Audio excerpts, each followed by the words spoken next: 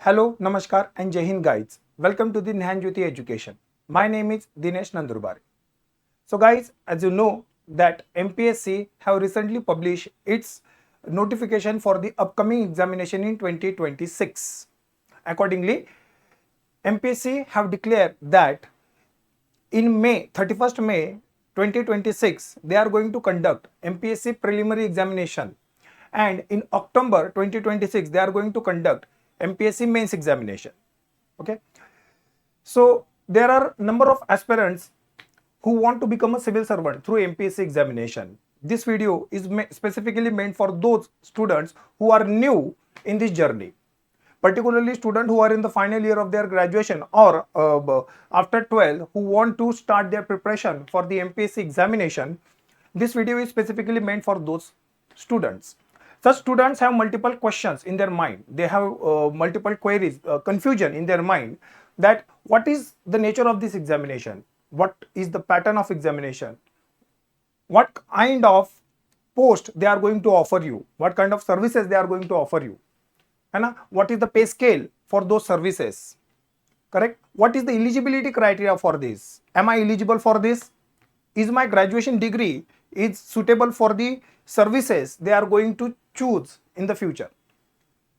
So lots of such questions are there in the minds of such aspirants. So today in this lecture we are going to discuss at length what is the pattern of examination. That means it have a prelims examination, mains examination. So what is the nature of such examination?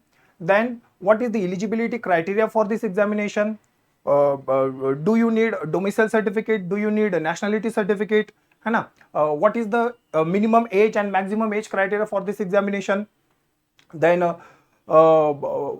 is there any reservation available in this examination? What is the pay scale for the number of services in this examination? So such number of questions we are going to discuss at length in this lecture. So stay tuned at the end of this lecture. Okay. So guys, we are going to discuss about the exam pattern. That means the nature of exam. Prelims, mains, what is the nature? Exam eligibility, that who is eligible for this examination, male, female, whatever. There are number of questions in the minds of these students, aspirants, because they are new to the journey.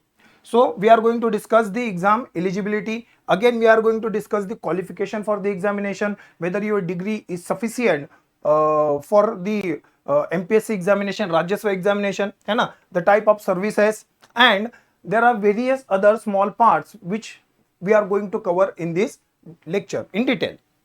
Okay. So let's start our journey with the notification. The recently MPSC have released the notification declaring the dates for the upcoming examinations. Okay.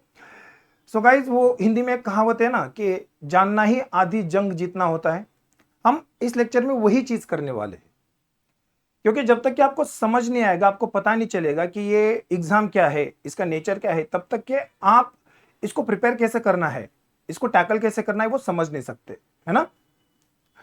So Maharashtra civil services state services examination 2026, MPSC declared that they are going to conduct the MPSC examination on the 31st May 2026. 31st May 2026 will be the date for the preliminary examination of the MPSC Rajya Seva.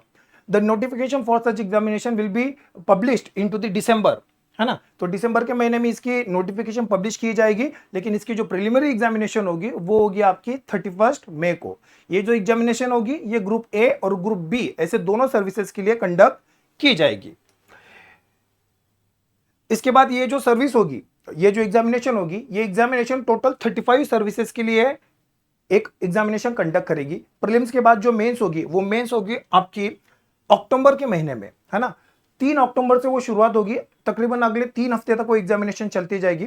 वो कौन से dates होगी मैं आपको थोड़ी देर में बताता हूं, लेकिन अक्टूबर के महीने में आपकी क्या होगी, यहाँ पे मेंस होगी.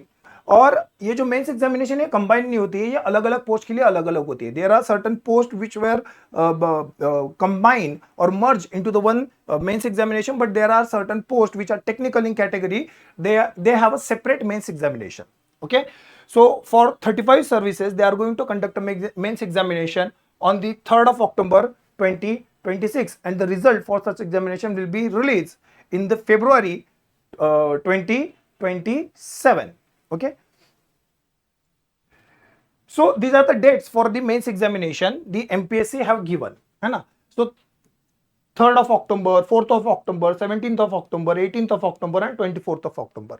In the mains examination, there are total 9 papers are there, है ना? So mains is a very complex examination which is in the form of descriptive pattern, and it encompasses total 9 different papers. Okay, so from the 3rd of October to the 24th of October, we have a different papers. Okay, and the shift, है ना, on the single day we have a two papers, है ना, morning shift, afternoon shift, morning shift and afternoon shift. Likewise, we have a mains examination in the month of October. Okay, so this is the notification they have published, and accordingly it opens up the new opportunity for the young or new aspirants, है ना. कोई अगर बच्चा graduation के final year में, तो उसके दिमाग में ये सवाल आता है कि क्या मुझे ये एग्जामिनेशन मैं दे सकता हूँ, is I am eligible for this examination. Okay, तो ऐसे बहुत सारे सवाल होते हैं उनके दिमाग में. क्या उनकी डिग्री उस एग्जामिनेशन के लिए सफिशिएंट है, ऐसे बहुत सारे सवाल होते हैं, है ना. तो उन बच्चों के लिए ये गोल्डन अपॉर्चुनिटी है, क्योंकि अगर आप फाइनल ईयर में हो तो अब आप ये एग्जामिनेशन दे सकते हो, है ना. तो चलिए समझते हैं कि इसका एग्जामिनेशन पैटर्न क्या है. एक एक करके इस पूरे एग्जामिनेशन को समझना शुरू करते. पहले समझेंगे पैटर्न क्या है. अब जैसे मैंने थोड़ी देर पहले बोला था कि जानना ही आदि जंग जीतना होता है ना. एमपीएससी ये जो एग्जामिनेशन है पूरे साल भर तक इसकी एग्जामिनेशन चलती है. तो the duration of the examination is completely more than 1 year. Correct. So prelims, mains, interview, these are the 3 important sections of this examination. After that there is a document verification, and then there is a offer letter. There will be offer letter for you guys who are selected into the examinations. Okay, so यहां पे जो है ना, prelims एक अलग तरीके से होती है, मेंस एक अलग तरीके से होती है. करेक्ट.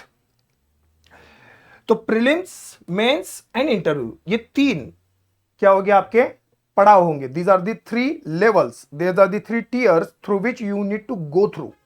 ओके, तो इसकी जो प्रीलिम्स होगी वो प्रीलिम्स पूरी तरीके से ऑब्जेक्टिव इन नेचर होती है. ऑब्जेक्टिव यानी जहां पे एक सवाल पूछा जाएगा और नीचे उसके क्या होंगे, 4 ऑप्शंस होंगे. करेक्ट. तो जिसको आप एमसीक्यू, मल्टीपल चॉइस क्वेश्चन बोलते हो, है ना. So this exam in the nature of objective. यहां पे जो स्किल जरूरी होता है वो ये जरूरी होता है कि आप एक सवाल पढ़ रहे हो और सवाल पढ़ने के बाद नीचे 4 ऑप्शन में से एक आपको सही फाइंड आउट करना है. तो you did not need to recall each and every word of your syllabus, है ना. आपको सवाल का आंसर ढूंढना है, याद करके लिखना नहीं है, है ना. तो इसका नेचर अलग हो जाता है, इसकी पढ़ाई थोड़ी सी अलग हो जाती है. इसके अंदर हम देखेंगे कि 2 पेपर होंगे, पेपर फर्स्ट एंड पेपर 2. दोनों पेपर आप देखोगे 200-200 मार्क्स के. So the preliminary examination, which is in the nature of objective MCQ pattern, will have 2 papers, paper first and paper 2. Each paper is of 200 marks. Okay, so this is the preliminary examination. The students who qualify the preliminary examination are entered into the mains examination. Now, the mains is not objective, but it's in the nature of descriptive examination. Now, when you call descriptive, what does it mean? That there will be a question and you need to write down the question, the answer of the question in a word limit, है ना. तो आपको 150-250 शब्दों की word limit मिलती है. एक सवाल पूछा जाएगा और उस सवाल का आंसर आपको 150 से 250 वर्ड्स में, depending on the question and the instruction, आपको उसका आंसर लिखना पड़ता है ना. तो यहाँ पे आपको आंसर ढूंढना नहीं है जैसे प्रीलिम्स में ढूंढना पड़ता है, यहां पे आपको आंसर याद करके लिखना पड़ता है. तो इसका पढ़ाई का तरीका अलग हो जाता है वहां पे. Correct. So this is the mains examination. So it is in the descriptive pattern. अब मेंस एग्जामिनेशन में टोटल 7+2 मतलब कितने, 9 पेपर होते हैं, लेकिन उनमें जो मेरिट निकलता है वो बस 7 पेपर्स पे निकलता है. वो क्या है, थोड़ी देर में मैं आपको समझाता हूं पैटर्न के अंदर. सो टेक्निकली जो मेंस एग्जामिनेशन है वो 1750 मार्क की होगी. 1750 is the total of the mains examination. Okay, इसमें से हर एक 7 जो पेपर है, इसमें से हर एक पेपर 250 मार्क का होता है, तो कुल मिला के अगर आप जोड़ोगे तो कितना निकल के आएगा 1750। 1750 is the total of the mains examination. जो भी बच्चे इस मेंस एग्जामिनेशन को क्वालिफाई करते हैं वो कहां पे जाते हैं? Interview. Correct. Interview, technical word interview के लिए पर्सनालिटी टेस्ट, हम आम भाषा में उसको इंटरव्यू बोल देते, but it's a personality test. That means they are going to test your personality, how good as a person you are, how calm as a person you are, है ना, will you react or will you respond to the different situation. They are going to test such skills in your personality, and that's why it is known as personality test. So the student who qualify for the mains exam, who qualify from the mains examination, they give the interview, and the interview is of 275 marks। 275 mark का क्या होता है? Interview. अब आपका जो final selection होता है ना, वो यहां पे नहीं होता है। Correct, this is the qualifying stage. लेकिन 1750 प्लस 275 ये दोनों को मिक्स करके यहां पे आपका क्या निकलता है? मेरिट निकलता है। मतलब यहां पे दोनों जगह पे आपका जो स्कोर होगा उसकी टोटल की जाएगी, और उस टोटल के अकॉर्डिंगली आपकी रैंकिंग लगेगी, है ना। जितनी वैकेंसीज है उस हिसाब से आपका रिजल्ट डिक्लेयर किया जाएगा वहां पे। तो समझने वाली बात यह है कि ये जो पैटर्न है इसके अंदर, तो इस पैटर्न के अंदर 3 लेयर्स है, प्रीलिम्स, मेंस एंड इंटरव्यू। उसके अंदर प्रीलिम्स एक क्वालिफाइंग तरीके की एग्जामिनेशन है। अगर प्रीलिम्स क्वालिफाई होते हो तो मेंस और इंटरव्यू आप जाओगे, और मेंस और इंटरव्यू में जितने मार्क्स मिलेंगे उसी के आधार पे आपका फाइनल सिलेक्शन किया जाएगा। सो this is the pattern of the examination, है ना।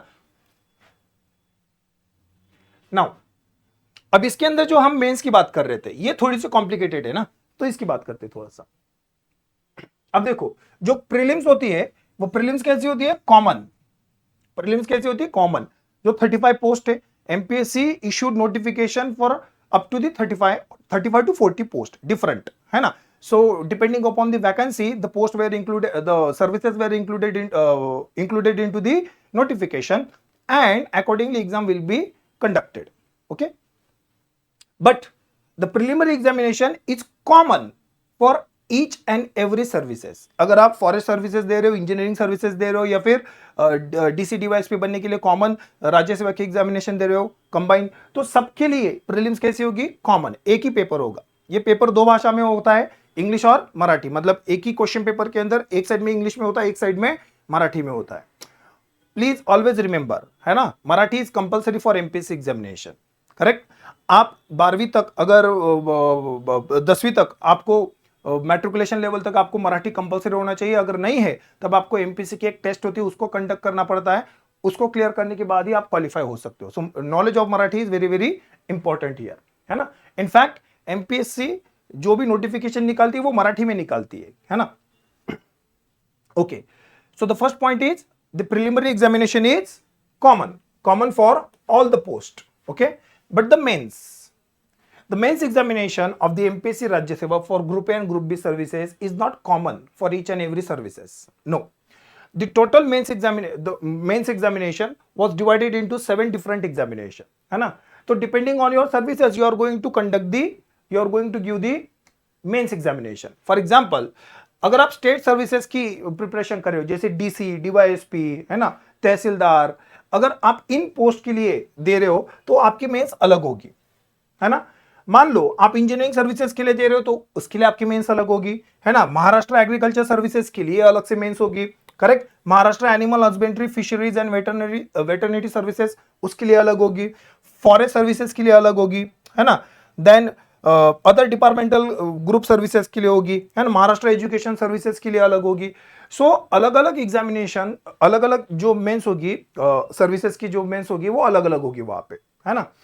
सो आपके प्रेफरेंस, आपके चॉइस के हिसाब से आपको मेंस का कॉल लेटर जनरेट होगा, और आप उस हिसाब से उस डेट पे जाके मेंस कंडक्ट करोगे, दोगे आपकी, है ना। सो दिस इज द पैटर्न।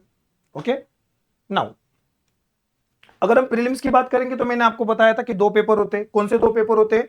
तो पेपर फर्स्ट जो उसके अंदर होता है वो होता है जनरल स्टडीज। जनरल स्टडीज सामान्य अध्ययन। करेक्ट। जनरल स्टडीज मतलब क्या होता है कि यहां पे कुल मिला के 7 सब्जेक्ट निकल के आते हैं। There are total 7 subjects. Okay, so guys, if you want to understand the prelims examination in detail or the mains examination in detail with this syllabus, please comment into the comment box. I am going to conduct a full session over the syllabus and the nature of the subjects here in this examination. Okay, उसके ऊपर हम detail में क्या कर सकते हैं, बात करेंगे. ओके तो जो जनरल स्टडीज होता है उसके अंदर 7 सब्जेक्ट आएंगे.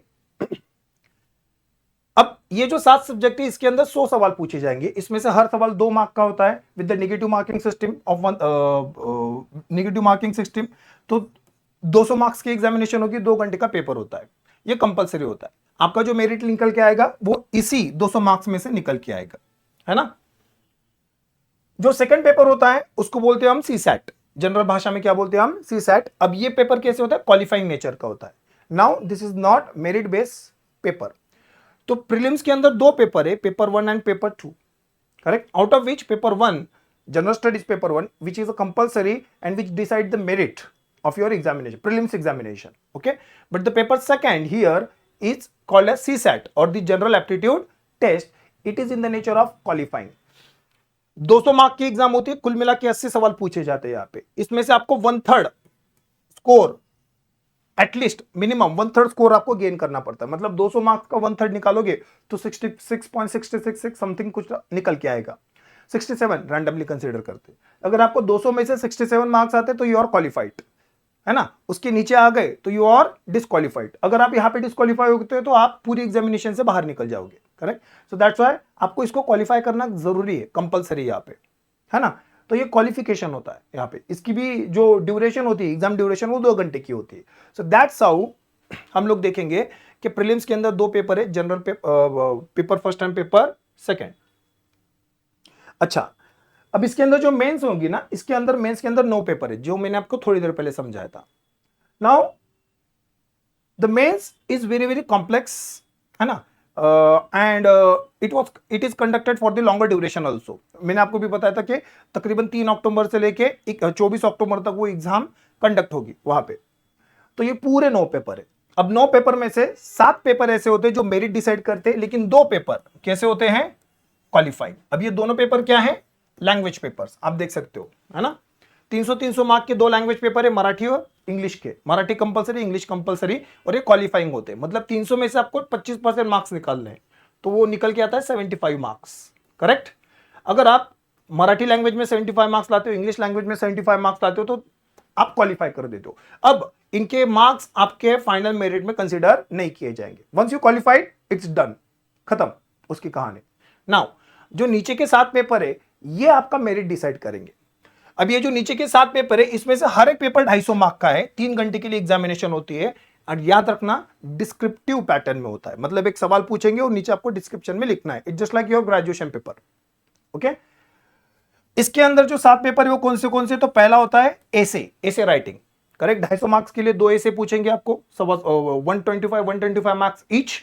And now in the 3 hours you will write and two essays for the examination. Now the medium of examination, Marathi and English, okay. Second is general studies 1, 2, 3, 4. Now general studies is not a subject, it's actually combination of different subjects. अगर आप देखो कि general studies 1, 2, 3, 4 के अंदर अलग अलग subjects आते हैं. अब इसके अंदर कौन से सब्जेक्ट्स आते हैं, उनका क्या सिलेबस है, इसके ऊपर मैं एक डिटेल वीडियो बनाने वाला हूं जो आप जरूर देखिएगा, ओके. तो ये 4 जनरल स्टडीज के पेपर होंगे. इसमें से भी हर एक 250 मार्क का होता है ना. मराठी इंग्लिश में होता है. And the last part of the examination is optional paper. अब यहां पे 2 पेपर होंगे 250 मार्क के, मतलब 500 मार्क के, लेकिन सब्जेक्ट एक होगा. मान लो for example if you are interested in history, so you will take history as an optional subject.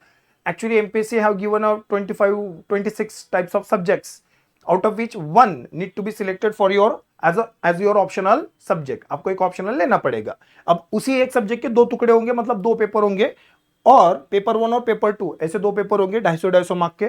500 mark की वो एग्जाम होगी, 500 मार्क के वो दोनों पेपर होंगे, लेकिन उसके मार्क्स आपके फाइनल मेरिट में कंसिडर किए जाएंगे. तो you can see here 1, 2, 3, 4, 5, 6, 7. These are the 7 papers.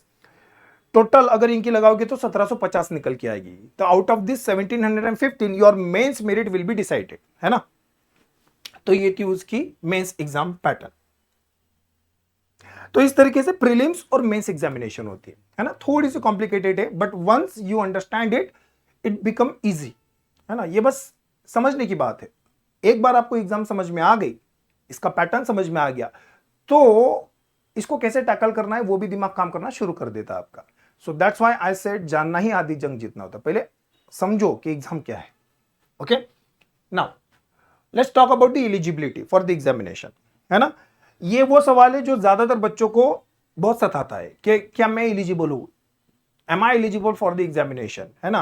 कि मैं बीए, मान लो कि मैं पॉलिटिकल साइंस में बीए कर रहा हूं, मैं इंजीनियरिंग कर रहा हूं, मैं एमबीबीएस कर रहा हूं, है ना, मैं एग्रीकल्चर में बीएससी कर रहा हूं, what ever it may B, I have a different stream, तो क्या मैं एलिजिबल हूं, है ना। क्या मैं वाईसीएम से कर रहा हूं, मैं रेगुलर कॉलेज से नहीं कर रहा हूं, करेक्ट, मैं वाईसीएम से कर रहा हूं, मैं ओपन यूनिवर्सिटी से कोई एजुकेशन ले रहा हूं, है ना, मैं डिप्लोमा कर रहा हूं। तो ऐसे बहुत सारे स्टूडेंट्स हैं जिनके दिमाग में सवाल आता है क्या मेरी डिग्री, मेरी एज, मेरी caste, whatever it may be, क्या इसके आधार पे मैं एलिजिबल हूं कि नहीं हूं, है ना। इस तरीके के सवाल आते हैं।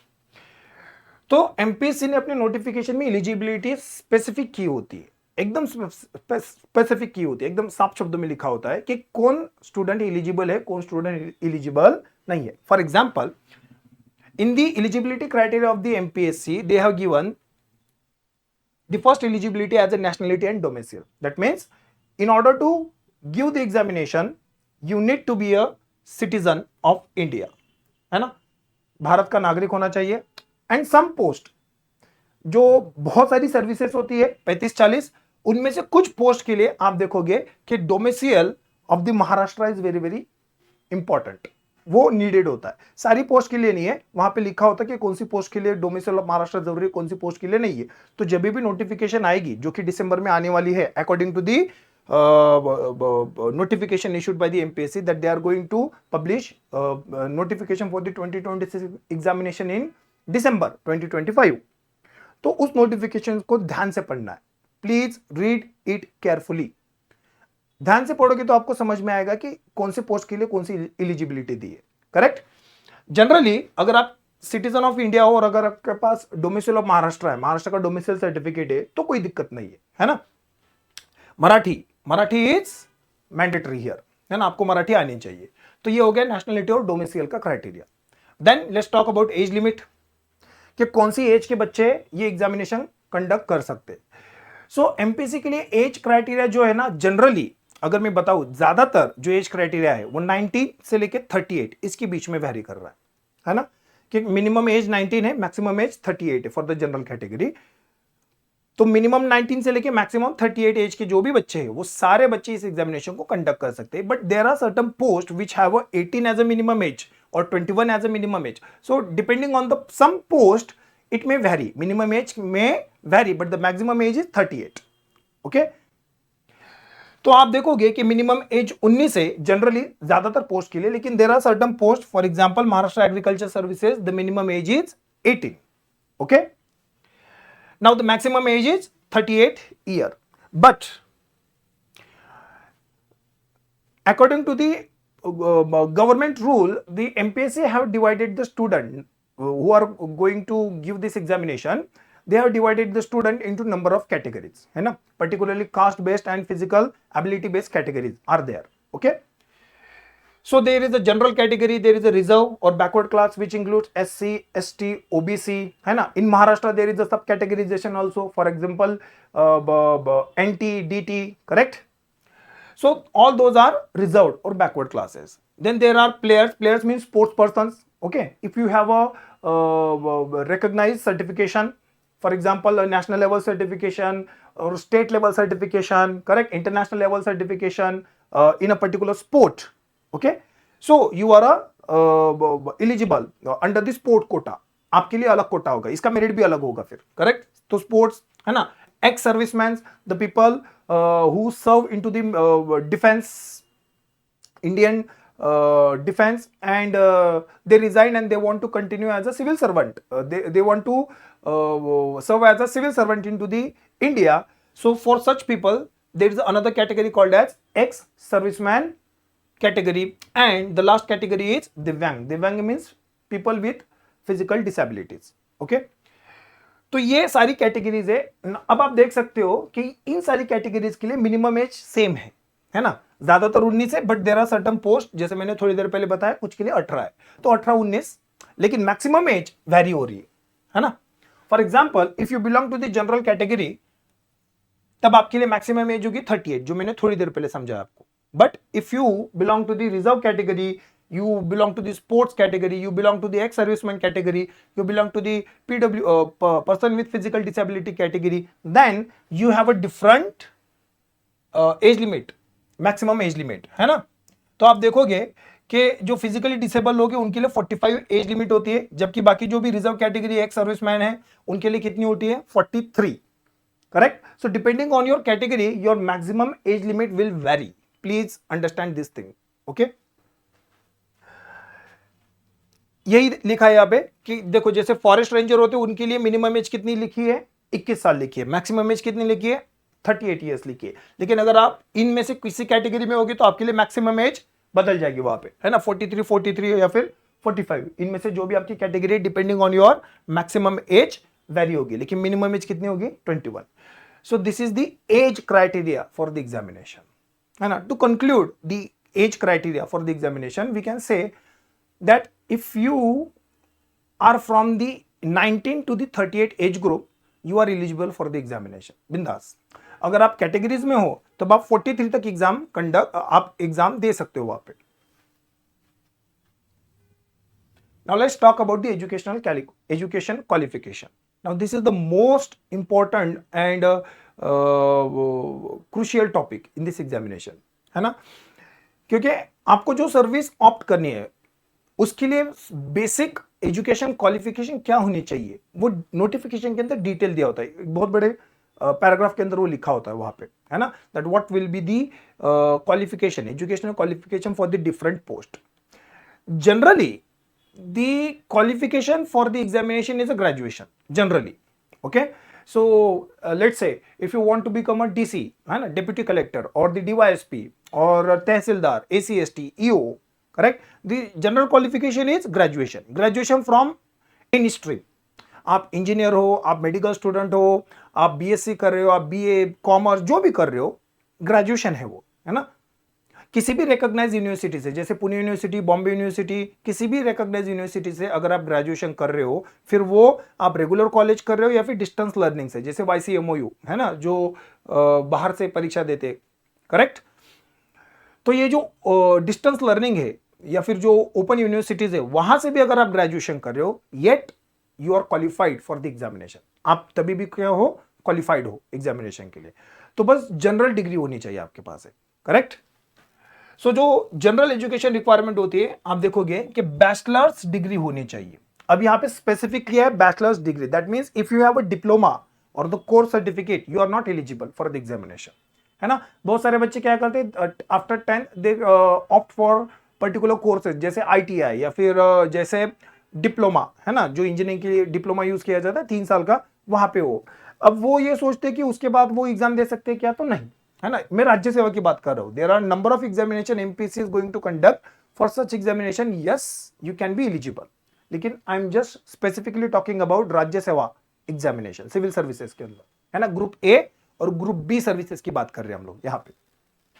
सो तो बैचलर्स डिग्री होनी चाहिए आपकी एक रिकॉग्नाइज्ड यूनिवर्सिटी से, ओपन हो, ओपन यूनिवर्सिटी हो, आप रेगुलर कॉलेज करो, उससे फर्क नहीं पड़ेगा. You just need to have a bachelors degree. But there are certain post into this examination, group A, group B service examination, which required technical qualification, है ना, स्पेसिफिक. फॉर एग्जाम्पल अगर आप account services की बात करेंगे, है ना, MPSC account services के लिए भी एग्जामिनेशन लेती है. जैसे कि अकाउंट सर्विसेज के अंदर एक पोस्ट होती है असिस्टेंट डायरेक्टर, ग्रुप A, है ना, अकाउंट ऑफिसर ग्रुप B, ये अलग अलग पोस्ट है ना. I just give you some examples here. Now for such technical post you required a specific qualification. For example you should have a commerce degree, है ना. आपका एक कॉमर्स के अंदर एक डिग्री होना चाहिए, या फिर पोस्ट ग्रेजुएट हो गए तो भी चलेगा कॉमर्स के अंदर, है ना, विद मिनिमम मार्क्स भी यहाँ पे 55% मार्क्स हो गए, कॉमर्स की डिग्री होगी, देन यू आर एलिजिबल. अगर ये नहीं है, अगर आप CA कर रहे हो तो CA अगर आपका हो गया है फाइनल ईयर, CA अगर आपका हो गया है तभी भी आप क्या हो, अकाउंट सर्विसेज के लिए किसी भी पोस्ट के लिए क्या हो, एलिजिबल हो। So please make it sure कि अगर आपको अकाउंट ऑफिसर बनना है ना, महाराष्ट्र सरकार के अंदर, तब आप एक तो CA फाइनल कंप्लीट हो जाना चाहिए या फिर आपके पास एक कॉमर्स की डिग्री या फिर पोस्ट ग्रेजुएशन की डिग्री होनी चाहिए, है ना। There are certain other post too, for example forest services Maharashtra के अंदर। अब फॉरेस्ट सर्विसेज के अंदर आप देखोगे असिस्टेंट फॉरेस्ट कंजर्वेटर, जिसको ACF बोलते हैं हम लोग शॉर्ट फॉर्म में, है ना, फॉरेस्ट रेंजर, ऐसे अलग अलग पोस्ट होती है। एमपीएससी उसके लिए क्या है, तो उसके लिए आपके पास एक डिग्री होनी चाहिए, है ना।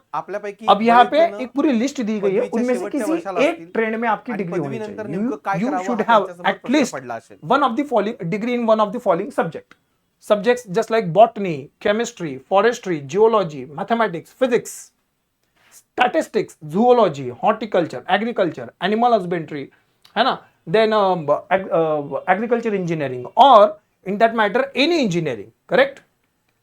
BE, BTech, एनीथिंग, कुछ भी, ऐसे नहीं कि एग्रीकल्चर चाहिए। अगर मान लो कि आप इलेक्ट्रॉनिक्स एंड टेलीकम्युनिकेशन इंजीनियर हो तो yes, you are eligible for the Maharashtra forest services. तो एनी, और आपके पास एक डिग्री होनी चाहिए जहां पे एक मैथमेटिक्स का सब्जेक्ट होगा।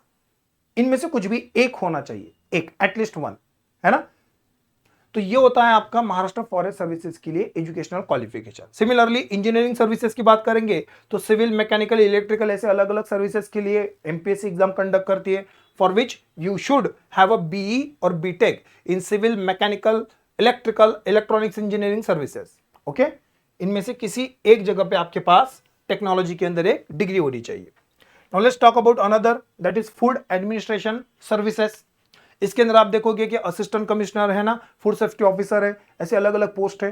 Now such post required specific technical degree, for example bachelors in chemistry, food technology, dairy technology, biotechnology, oil technology, है ना, veterinary science, biochemistry, microbiology, medicine, that means MBBS, है ना, और equivalent degree in BSc agriculture, ये भी चलेगा। तो ये इसकी हो गई टेक्निकल क्वालिफिकेशंस, है ना। जनरल डिग्री वाले बच्चे यहाँ पे, ये जो टेक्निकल, ये जो पोस्ट है, यहाँ पे आप अप्लाई नहीं कर सकते। मान लो कि आप BA कर रहे हो, है ना, you are not eligible for such technical post. Simple logic है यहाँ पे, है ना, करेक्ट। अलग पोस्ट है जैसे लीगल मेट्रोलॉजी, उसके लिए आप देखोगे कि bachelors degree in mechanical, electrical, electronics, engineering. तो अगर आपके पास इनमें से कोई भी एक इंजीनियरिंग की डिग्री है, you are eligible for this post also. So these are the different educational criteria for the examination. My point is that if you want to opt a particular technical services through the MPSC examination, please go through the notification thoroughly. If you want to go for the engineering services in Maharashtra, then go through the qualification criteria. In the notification, okay. Always read notification thoroughly. Always read what is the age criteria, what is the graduation qualification they required from us, correct. तो ये सारी चीजें आप notification के अंदर ढंग से आराम से पढ़ोगे तभी आप फॉर्म फिलअप करोगे, है ना। क्योंकि अदरवाइज क्या हो जाता है ना, बच्चे इन चीजों को ध्यान से देखते नहीं है और फिर गड़बड़ हो जाती है उनसे। ओके, ना इस एग्जामिनेशन के अंदर हम लोग क्या देख रहे हैं कि अलग अलग पोस्ट है ना, एटलीस्ट 35 पोस्ट होती है, 35 to 40 वेरी होती है डिपेंडिंग अपॉन द वैकेंसीज, अलग अलग पोस्ट आती है। I have just shortlist some cream positions from the list. Okay, सारी जो भी सर्विसेज है उनके बारे में हम डिटेल में डिस्कशन नहीं कर सकते क्योंकि फिर वीडियो भी काफी लंबा हो जाएगा, आप भी बोर हो जाओगे, करेक्ट। फॉर एग्जाम्पल अगर आप सिविल सर्विसेज की बात करते हैं तो उसके अंदर जो सबसे बड़ी अगर आप देखोगे जो पोस्ट होती है ना, ग्रुप ए सर्विसेज के अंदर, तो वो होगी deputy director project officer of integrated tribal development, है ना, प्रकल्प अधिकारी, करेक्ट, विकास अधिकारी, ये होता है, ये सबसे बड़ा, ये DC से ऊपर है, यू कैन सी हियर, है ना। इसका जो पे मैट्रिक्स होता है वो टॉप में है। महाराष्ट्र गवर्नमेंट के अंदर जितने भी सिविल सर्वेंट है या फिर जितने भी गवर्नमेंट ऑफिसर थे उनके लिए जो भी सैलरी होती है वो पे मैट्रिक्स लेवल पे होती है, मतलब ये रिकॉग्नाइज, ये आइडेंटिफाई करता है कि उनकी सैलरी कितनी है, करेक्ट। जैसे ये जो ग्रुप ए की सर्विस है इसके लिए जो पे मैट्रिक्स है वो कितना है, S23 नाम का है। इसके अंदर जो आपकी सैलरी निकल के आती है वो बेसिक 67,000 से लेके 2,08,000, है ना, मतलब 67,000 से लेके 2,08,000, 2 लाख से ऊपर इसकी सैलरी है। अब ये जो है ना, ये अभी आप लोगों ने सुना होगा शायद से, that government of India is willing to increase the salary of the government employees, central government employees, है ना। तो केंद्र सरकार के जितने भी एम्प्लॉयज उनकी सबकी सैलरी बढ़ने वाली है। 8 पे कमीशन को जब उसकी रिकमेंडेशन आएगी और सरकार लागू करेगी, तब उसके बाद सैलरी बढ़ जाएगी वहां पे। अब जब केंद्र सरकार के एम्प्लॉयज की सैलरी बढ़ रही है, तो नो डाउट कुछ ही समय में, उसके कुछ ही समय में राज्य सरकारों की एम्प्लॉयज की भी सैलरी बढ़ना शुरू हो जाएगी, है ना। हर राज्य इसको इंप्लीमेंट भी करना शुरू करेगा।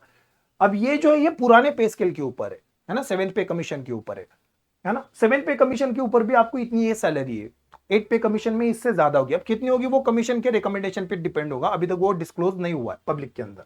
Okay, so this is the pay band, correct. आप पूरे महाराष्ट्र में कहीं पे भी काम कर सकते हो। आपकी जो प्रमोशन होगी आगे जाके वो ज्वाइंट डायरेक्टर लेवल पे होगी, मतलब आप सेक्रेटरी लेवल तक वहां पे जा सकते हो। वहां पे ये इतनी बड़ी पोस्ट है। उसके बाद आप देखोगे डीसी, डिप्यूटी कलेक्टर, ये सबसे ज्यादा फेमस पोस्ट है ना। डीसी डिप्यूटी कलेक्टर बोलते हैं, उप जिलाधिकारी, है ना, in Marathi they are going to say. So DC जो कि ग्रुप ए की पोस्ट है ना, इसका जो पे स्केल है आप देखोगे S20 पे आता है, मतलब 56,000 से लेके 177,000, मतलब 56,000 से 177,000, 1,77,000, इतना इसका क्या है, ये basic salary. Now this is not in hand salary, please understand this thing. ये इन हैंड सैलरी नहीं है गाइज, ये सैलरी है। इसके ऊपर फिर आपको अलग अलग अलाउंसेस मिलेंगे, डीए मिलेगा, एचआरए मिलेगा, है ना, अलग अलग जो भी उनके अलाउंसेस है, वो सारे अलाउंस इसके अंदर फिर बाद में इंक्लूड होंगे। तो आपको समझ में आएगा कि आपके हाथ में जो इन हैंड सैलरी है वो इससे तकरीबन 1.5 गुना से 2 गुना है ना। तो इतनी ज्यादा सैलरी होती है इनकी, करेक्ट, है ना। तो government employees are competing with the private employees in terms of the salary nowadays. Okay, तो डिप्यूटी कलेक्टर S20 इसका क्या है, पे मैट्रिक्स है। देन हम देखते हैं कि डीवाईएसपी जिसको आप बोलते हो ना, डेप्यूटी सुपरिटेंडेंट ऑफ पुलिस, या फिर एसीपी बोला जाता है, असिस्टेंट कमिश्नर ऑफ पुलिस, वो और डीसी एक ही पे स्केल पे, मतलब दोनों की सैलरी एक जैसी होगी। 56,000 से लेके 177,000 की रेंज में इसकी बेसिक सैलरी होगी। महाराष्ट्र के अंदर कहीं पे भी काम करेंगे ये लोग, करेक्ट। तो ये क्या है, इनका पे स्केल है। देन आप देखोगे assistant state tax commissioner, correct, इसकी भी पे स्केल डीसी डीवाईएसपी इतनी ही है ना। रजिस्ट्रार होते हैं ग्रुप ए सर्विसेज के अंदर, उनकी भी पे स्केल उतनी ही है, करेक्ट। डेप्यूटी चीफ एग्जीक्यूटिव होते हैं, उनकी भी पे स्केल उतनी है। तो ये लगभग सारे ग्रुप ए के जो पोस्ट है इसके अंदर, assistant director Maharashtra finance and account services, है ना, तो उसके अंदर ये भी ग्रुप ए की सर्विसेज है। देन चीफ ऑफिसर म्यूनिसिपैलिटी, इसकी भी सर्विस कैसी है, ग्रुप ए की सर्विसेज है। तो जितने भी ग्रुप ए के सर्विसेज वाले ज्यादातर लोगों की सैलरी क्या है, एक जैसी है ना, मतलब 56,000 से लेके 177,000 इस रेंज के अंदर है। और ये पूरे महाराष्ट्र में कहीं पे भी काम कर सकते हो वहां पे, except this chief officer municipality board, ये म्यूनिसिपैलिटी काउंसिल के अंदर ही काम करेंगे, अंडरस्टूड। इसके अलावा और भी कुछ पोस्ट है, जैसे सुपरिटेंडेंट स्टेट एक्साइज, है ना, ये ग्रुप ए की सर्विसेज है। देन एजुकेशन ऑफिसर, ये ग्रुप ए की सर्विसेज है।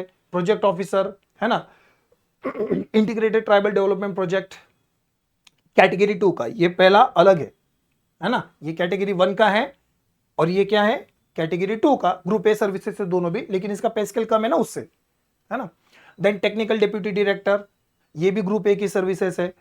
तो ये सारी ग्रुप ए की सर्विसेज है यहाँ पे, और इन सब की पे स्केल कितनी है, 56,000 से लेके 177,000। ये पूरे महाराष्ट्र में कहीं पे भी काम कर सकते हैं। But there are certain group B services also, है ना। तहसीलदार ग्रुप ए की सर्विसेज है, लेकिन इसकी सैलरी कैसी है, थोड़ी इसका सैलरी स्केल कैसा है, कम है, correct. Then assistant commissioner skill development, employment and entrepreneurship, उसकी भी S18, मतलब 49,000 से लेके 155,000, इतनी क्या है उसकी सैलरी बैंड आती है, करेक्ट। असिस्टेंट लेबर कमिश्नर है, असिस्टेंट रीजनल, नायब तहसीलदार ग्रुप बी, इसकी पे स्केल कितनी आती है, S14 के अंदर आती है, 38,600 से लेके 122,000, इतनी क्या इसकी पे स्केल आती है। पॉइंट इज दैट कि ये जो गवर्नमेंट सर्वेंट है ना, इनकी सैलरी भी अभी काफी अच्छी है ना। ये 7th पे कमीशन के ऊपर है। ये जो जितने भी आप ये बोर्ड पे ऊपर देख रहे हो, ये सारी की सारी बेसिक सैलरी है। इसके अंदर अलग अलग अलाउंसेस ऐड हो गए, है ना।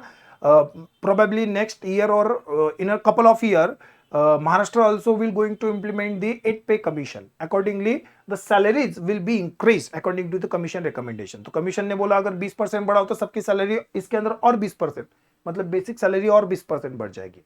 तो इस तरीके से आप देखोगे कि ये जो गवर्नमेंट सर्विसेज है ना, इनकी सैलरी काफी अच्छी है। और गवर्नमेंट जॉब का एक बेनिफिट ये है अभी के लिए, तो ये है कि गवर्नमेंट जॉब सिक्योर मानी जाती है ना। It comes with the security. एक तो सिक्योरिटी भी मिल रही है और अच्छी सैलरी भी मिल रही है। अगर हम प्राइवेट सेक्टर की बात करेंगे तो yes of course private sector के अंदर कुछ पोस्ट काफी ज्यादा सैलरी पे करते हैं, लेकिन अगर एवरेज देखेंगे तो एवरेज प्राइवेट सेक्टर के एम्प्लॉइज इससे कम कमा रहे हैं। एवरेज प्राइवेट सेक्टर के एम्प्लॉइज ये जो गवर्नमेंट सैलरीज दे रही है इससे कम कमाते हैं, and that too with the uncertainty कि कब जॉब चली जाए पता नहीं, बिल्कुल भी गारंटी नहीं, है ना। So that's why these services are very very very important here, है ना। Now let's coming to the next part, that what will be the fees for the examination, है ना। तो आप देखोगे कि जो एमपीएससी है इसने फी दो बैंड पे रखी, मतलब there are two bands of the fees particular technically. Okay, first is 544 which is for the general OBC or EWS category candidates. So if a candidate belong to the general category, OBC category और EWS means economically weaker section, है ना। अगर आप इनमें से किसी एक category से हो, ओबीसी मतलब क्या है कि यहाँ पे फिर आपके एनटी भी आ जाएंगे, है ना, जो नोमैडिक ट्राइब्स है, बी सी डी ये जो ग्रुप आते हैं वो भी इसके अंदर आ जाएंगे। तो general OBC or EWS category के जो स्टूडेंट्स है उन सबको 544, है ना, ये आपकी एग्जाम फी होगी। यहाँ पे ये जो मैंने स्क्रीनशॉट है ये मराठी में, because MPSC always publish it's notification in Marathi, so I just for the sake of authenticity I just patch the screenshot of the notification. Okay, तो उसके अंदर भी यही चीज लिखी गई है। देन जो भी रिजर्व कैटेगरी जैसे एससी एसटी पीडब्ल्यूडी उनके लिए जो सैलरी होगी अधिकारी व्हायचंय, नेमकं काय करू हे फीस होगी वो माहिती कितनी होगी, अशा वेळेस 344 तुमच्यासाठीच हा व्हिडिओ बनवलेला आहे। तो अगर आप एससी एसटी और पीडब्ल्यूडी कैटेगरी से हो तो 344 पे करो, अदरवाइज 544। नेमकं अभ्यासाला सुरुवात कशी करायची, कुठल्या पदासाठी कुठली परीक्षा असेल, नाउ एग्जाम गडबड करत असाल तर त्याचा संपूर्ण पूर्व परीक्षा आणि मुख्य परीक्षा देखो यहाँ पे दो तरीके के पॉइंट्स सांगितलेले आहे। एग्जाम सेंटर्स की अगर हम बात करेंगे तो प्रीलिम्स के एग्जाम सेंटर अलग होते हैं, मेंस के एग्जाम सेंटर अलग होते हैं। अब महाराष्ट्र है, महाराष्ट्र के अंदर यहाँ पे अलग अलग जिलों से बच्चे आते हैं, है ना, कोई नागपुर से है, कोई जलगांव से है, कोई कोल्हापुर से है, कोई मुंबई से है, अलग अलग जिलों से बच्चे आते हैं। सो अगर आप देखोगे एग्जाम सेंटर के बारे में तो जो प्रीलिम्स एग्जामिनेशन होती है वो इतने सेंटर्स पे होती है। सो ये जो पहला वाला हिस्सा है, ये रेड लाइन के ऊपर वाला, ये सारे प्रीलिम्स एग्जामिनेशन के सेंटर्स है ना। अहिल्यानगर, अकोला, अलीबाग, अमरावती, चंद्रपुर, धुळे, गडचिरोली, है ना, लातूर, मुंबई, नांदेड़, वर्धा, लगभग पूरा महाराष्ट्र यहाँ पे कवर किया गया है। तो अगर आप महाराष्ट्र के किसी भी कोने में रह रहे हो तब आप देखोगे कि एटलीस्ट आपके डिस्ट्रिक्ट सेंटर के अंदर आपकी एग्जामिनेशन है, आपका प्रीलिम्स एग्जामिनेशन सेंटर आ रहा है ना, तो घर से ज्यादा दूर नहीं जाता है unless you choose it.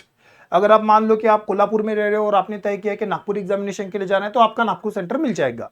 But if you are not selecting any तो आपका जो होम एड्रेस होता है वहीं पे, जो डिस्ट्रिक्ट होता है होम डिस्ट्रिक्ट, वहीं पे आपका सेंटर ऑटोमेटिकली आ जाता है। जनरली बच्चे तो अपने घर के नजदीकी जो होगा वहां पे सिलेक्ट करने की कोशिश करते, तो you will just select the district. Okay, तो ये क्या है, प्रीलिम्स के लिए पूर्व परीक्षा, ये प्रीलिम्स के लिए एग्जाम सेंटर्स है। Now let's talk about mains examination. अब मेंस के जो एग्जाम सेंटर है वो पूरे महाराष्ट्र में हर डिस्ट्रिक्ट में नहीं मिलेंगे आपको। आप देखोगे कि कुल मिला के 6 जगह है महाराष्ट्र के अंदर जहां पे मेंस कंडक्ट की जाएगी, क्योंकि प्रीलिम्स के अंदर बच्चे संख्या में ज्यादा होते हैं तो इसलिए सेंटर्स ज्यादा लगेंगे। मेंस के अंदर इनमें से छठ के मुट्ठी भर बच्चे आएंगे, correct. So this handful of students पूरे महाराष्ट्र में एग्जामिनेशन सेंटर्स नहीं बनाए जाते हैं, तो कुछ केंद्रों पे एग्जामिनेशन ली जाएगी। जैसे मेंस के लिए Amravati, Chhatrapati Sambhajinagar, Navi Mumbai, Nagpur, Nashik and Pune, these are the examination centre. तो आप महाराष्ट्र के अलग अलग कोने में रह रहे हो, प्रीलिम्स क्वालिफाई करते हो, तो इन 6 में से जो भी आपका नजदीक वाला एग्जामिनेशन सेंटर होगा या फिर जो भी आपकी चॉइस होगी, डिपेंडिंग ऑन योर चॉइस और depending on your geographical location, you can choose any one of the examination centre, है ना। तो ये हो गया एग्जामिनेशन सेंटर के बारे में। ओके, तो एग्जाम फी देख ली, एग्जामिनेशन सेंटर देख लिया, correct. And then last part of the notification is categories. So number of student have doubts that sir मैं ये फलाना फलाना कैटेगरी से बिलोंग करता हूं, तो रिजर्वेशन पॉलिसी अप्लाई होती क्या क्या क्या कैटेगरी में रहने का कोई फायदा होता है क्या? तो यस ऑफ कोर्स, जो गवर्नमेंट नोटिफिकेशन है regarding the different category of the student regarding the reservation policy in the jobs and the examination, तो यहाँ पे अप्लाई की जाती है। इनफैक्ट महाराष्ट्र के अंदर ओबीसी सब कैटेगराइजेशन भी अप्लाई होता है, correct. For example SC ST है ना, देन विमुक्त जाति डी नोटिफाइड ट्राइब जिसको DT NTA correct, NTB NTC NTD ये कैटेगरी जाती है, then OBC, then EWS that means economically weaker section and another category is orphan, है ना।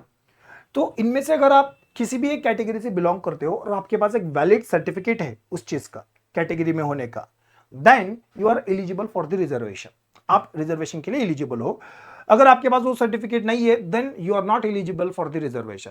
Certification is very very important here. आप किसी भी कैटेगरी से बिलोंग करो, you should have valid certification. अब वो सर्टिफिकेशन क्या होगा, नोटिफिकेशन के अंदर आपको वो डिटेल में बताया जाता है that this particular certification is required for this particular category, है ना। तो इसलिए मैं बोलता हूं कि वो नोटिफिकेशन ढंग से और पूरी पढ़ना है। वहां पे आप किस कैटेगरी से बिलोंग करते हो, उसके लिए किस तरीके के डॉक्यूमेंट रिक्वायर्ड है वो पढ़ो, वो डॉक्यूमेंट सबमिट करो, then you are eligible for the reservation. Okay, one other important fact for the OBC student is that OBC is a category based upon the economic criteria. अगर आप अमीर हो तो आपको ओबीसी का फायदा नहीं होगा, अगर आप गरीब हो तभी आपको ओबीसी का फायदा होगा। अभी अमीर गरीब क्या होगा, so there is a income level जो समय समय में सरकार बताते जाती है आपको, तो उस समय में जो भी इनकम लेवल होगी उसके ऊपर है तो आप क्या हो, क्रिमिलियर हो। अगर उस इनकम के नीचे आपकी फैमिली इनकम है तो आप क्या हो, नॉन क्रिमिलियर हो, correct. If you want to avail the benefit of the OBC category then you should belong to the non creamy layer, है ना। आप नॉन क्रिमिलियर से होने चाहिए, तो वो आपको सर्टिफिकेशन देना पड़ता है। अगर आप पर्टिकुलर इनकम ग्रुप के ऊपर हो तो आपको क्रिमिलियर माना जाएगा और तब आप ओबीसी से बेनिफिट नहीं ले सकते हो, तब आप जो है ना वो जनरल कैटेगरी के अंदर आपको कंसीडर किया जाएगा। For example you belong to the OBC category and your family income is 15 lakh, generally 8 lakh की इनकम लेवल होती है, और आपकी फैमिली इनकम कितनी है, 15 लाख रुपए, तो 8 लाख से ऊपर है। आप भले ही जनरल ओबीसी कैटेगरी से हो लेकिन आपकी इनकम बहुत ज्यादा होने के कारण आपको जनरल कंसीडर किया जाएगा, आपको ओबीसी कैटेगरी का कोई फायदा नहीं होगा। So the OBC reservation is for only those candidate who belong to the non creamy layer category, है ना। ओबीसी के अंदर भी क्रिमिलियर नॉन क्रिमिलियर अलग अलग होते हैं। अगर आपके पास ओबीसी कास्ट सर्टिफिकेशन है then you need to issue the non creamy layer certificate, जो कि आपकी इनकम लेवल के ऊपर जनरेट किया जाएगा सरकार के द्वारा। अगर आपके पास वो नॉन क्रिमिलियर सर्टिफिकेट है तभी आप ओबीसी के अंदर क्या हो सकते हो, बेनिफिशियरी हो सकते हो। प्लीज ये चीज याद रखो, अदरवाइज बच्चों को पता नहीं होता है, उनको बस ये लगता है कि ओबीसी सर्टिफिकेट है मतलब पूरी बात होगी। नहीं, अगर आप ओबीसी कैटेगरी से बिलोंग करते हो, अगर आपके पास ओबीसी कास्ट सर्टिफिकेट है देन उसके साथ आपको नॉन क्रिमिलियर भी होना चाहिए। अगर नॉन क्रिमिलियर सर्टिफिकेट नहीं है आपके पास then you will be consider as a general category student.